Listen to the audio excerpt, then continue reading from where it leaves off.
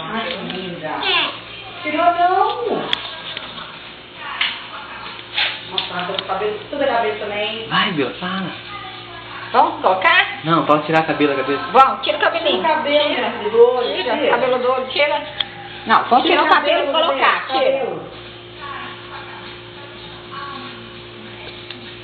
Ela faz igual a gente, com pontinha do dedo. Olha lá, olha pro Fábio, que linda. Ah, vocês fizeram que linda. Ela tem os cabelos meio castanho, né, Cláudia? Misturado no meio, parece que foi das mechas. Tira, minha filha, esse cabelo do olho, tira. Bebê, bebê, tira o cabelo do olho. Agora achou. Então.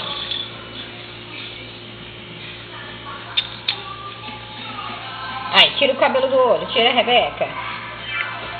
Ah, você pegou, coloca. Coloca. A cara que ela faz quando coloca.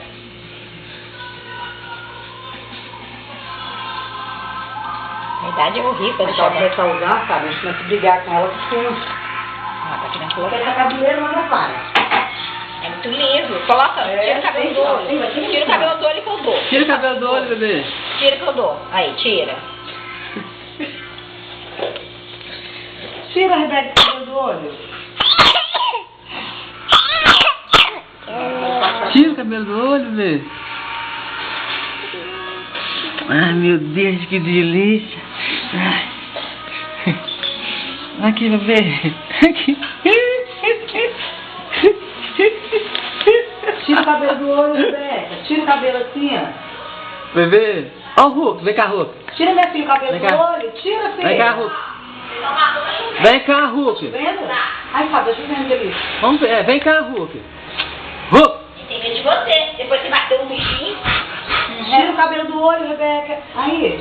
Tira. Mas pronto, mostra e ela faz assim, ó. Então foi de ontem pra cá. Foi? Ela fazia isso Ela não. sentava ali, mas eu achei que ela fazia, por isso eu nem te falei. Ela tava assim, ó. Ela bem assim, perto de mim, assim, ó. Jogando